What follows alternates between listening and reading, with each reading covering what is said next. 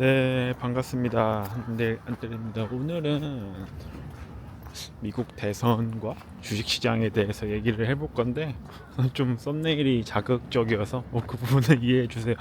근데 사실 저는 일단 결론부터 말씀드리자면은 누가 돼도 좀 조정은 있을 거라고 생각을 해요. 물론 누가 돼서 어떻게 된다 이런 건 아니고, 우선 첫 번째로 저는 미국이라는 국가는 사실 대통령 선거가 중요하면서도 중요하지 않다고 생각을 하거든요. 왜냐하면은 미국은 사실 방향은 이미 정해져 있는 국가라고 저는 생각을 해요. 국가가 해야 하는 과업이 이미 있고, 현재 미국의 과업은 패권 유지겠죠. 그 다음에 기술의 발전, 그리고 중국의 견제 같은 것들이고, 유럽을 자기 편으로 끌어들이고 아시아의 망을 만들어서 중국과 러시아나 이런 걸 봉쇄를 해서 세계 패권을 유지를 하고 국민들을 잘 먹고 잘 살게 만드는 것. 이게 그냥 굉장히 큰 목적이라고 생각을 하거든요. 그냥 거기 근데 그걸 위해서 이제 각 정치인마다 생각하는 바가 다른 거잖아요. 그걸 위해 제일 좋은 방법은 트럼프가 보기엔 A인 거고, B가 그 해리스가 보기에는 B인 거고, 그냥 전 그렇게 생각을 하거든요. 그래서 오히려 저는 별로 누가 되든 똑같을 것 같다. 근데 다만 증시는 좀 빠질 것 같아. 이게 제 결론인데, 왜 그렇게 생각하는지 지금부터 말씀을 드릴게요. 우선은 현재까지는 누가 됐던지 간에 공약들을 잘 보면은 재정 적자를 줄이겠다는 내용이 제일 많거든요. 그러니까 해리스는 미실현 시기대에 세금을 걷겠다 라고 하고, 트럼프는 관세를 걷겠다라고 하는데, 결국에는 정부의 세금 수입을 증가시켜서 세금을 줄이겠고 미국의 적자를 줄이겠다는 말이거든요. 네, 저는 그렇게 들려요. 그리고 저는 주로 트럼프 쪽에 있는 그 부통령이나 그 아래에 있는 머스크 같은 애들의 말을 들어보면은 특히 머스크가 하는 말이 되게 인상적이었거든요. 그러니까 총 2트릴리언 달러라고 하죠. 한 2,500조 맞나요? 그 정도의 재정 적자를 줄이겠다, 매년마다 나가는 정부를 효율화시켜서, 그렇게 얘기를 하고 있거든요. 그리고 JD 벤스도 이제 부통령이고, 아마 사실상 트럼프가 당선이 돼도 그 사람이 어떤 기술적이나 운영적인 부분은 굉장히 많이 어떻게 그러니까 그 실무를 한다고 하죠. 그 사람이 실무를 할 가능성이 되게 높거든요. 근데 그렇게 봤을 때 그분의 생각을 보면은 연방 정부에 너무 비효율적인 기관이 많다. 그런 걸 본인이 좀 두도적으로 해결할 것이다, 이렇게 말씀을 많이 하시거든요. 근데 이런 걸 봤을 때, 근데 사실은 해리스도 마찬가지예요. 해리스도 결국에는 이제 그 지지층한테 좀 보여주기 위해서 억만장자들의 미시련 수익에 대해서 걷겠다, 이렇게 세금을 걷겠다고 하잖아요.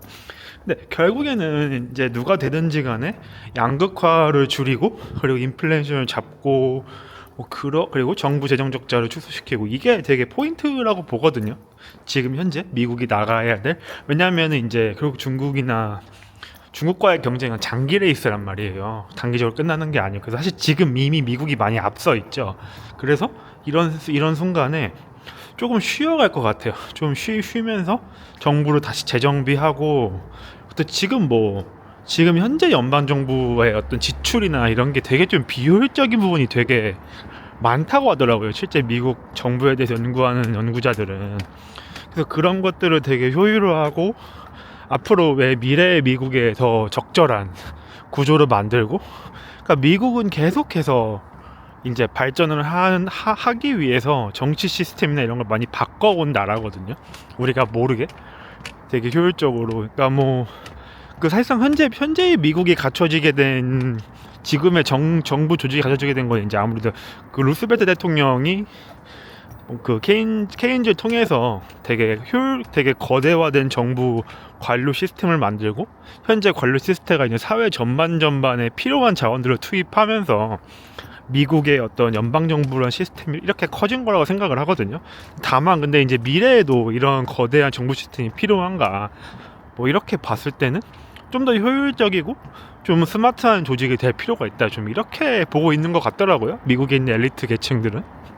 그렇기 때문에 파웰이 금리를 좀 낮춘다고 해도 미국의 어떤 재정 적자가 줄어들면서 자산 시장은 상당히 안 좋을 것 같아요. 그리고 특히 뭐 골드나 비트코인, 금이나 비트코인 같은 경우에는 연방 적자가 커진다고 굉장히 누가 든 돈을 많이 푼다, 그런 전제하에 지금 프라이싱이 돼 있는 거거든요. 그래서 저는 주식이 빠지면은 이런 코인이나 금 같은 것들의 조정폭은 생각보다 클 수 있겠다라고 생각을 해요. 뭐 전 항상 이렇게 투자할 때 마이너리티 배팅을 좋아하거든요. 그러니까 근데 현재 시장의 마이너리티 배팅이 무엇이냐가 본다면은 사실은 지금 거의 뭐 미국 코로나 이후에 돈을 많이 풀었잖아요.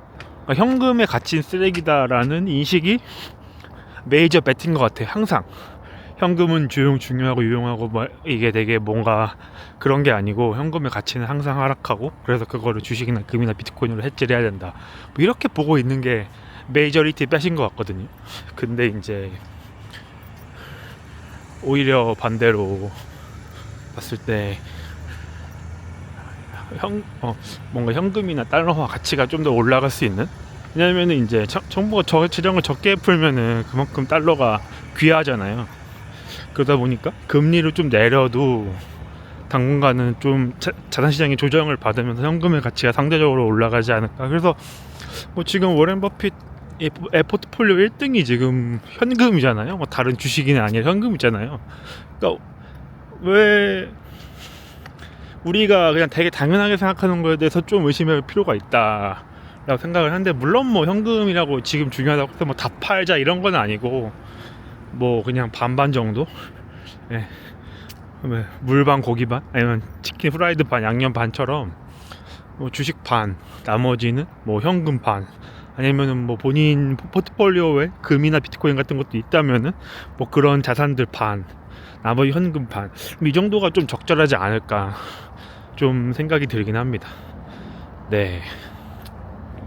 그래서 뭐 결론부터 얘기하자면은 저는 누가 되든지 간에 어떤 미국의 경제나 자산시장에는 크게 영향은 없을 거고, 그리고 뭐 조정은 좀 있을 것 같다, 누가 되든지 상관이 없이 조정이 있을 것 같고, 다만 미국의 조정은 장기적으로 더 멀리 뛰기 위한 어떤 정말 중간 조정이지 끝이 아니다 라고 생각을 해서, 저는 이번 조정이 좀 크게 오면은 이제 가지고 있는 현금으로 정말 미국의 신기술을 가지고 있는 기업들, 뭐 빅테크라든가 뭐 이런 것들을 좀 뭐 테슬라도 좋고 아마존도 좋고 구글도 좋고 뭐 이런 기업들을 좀 매수를 많이 할 생각이고요.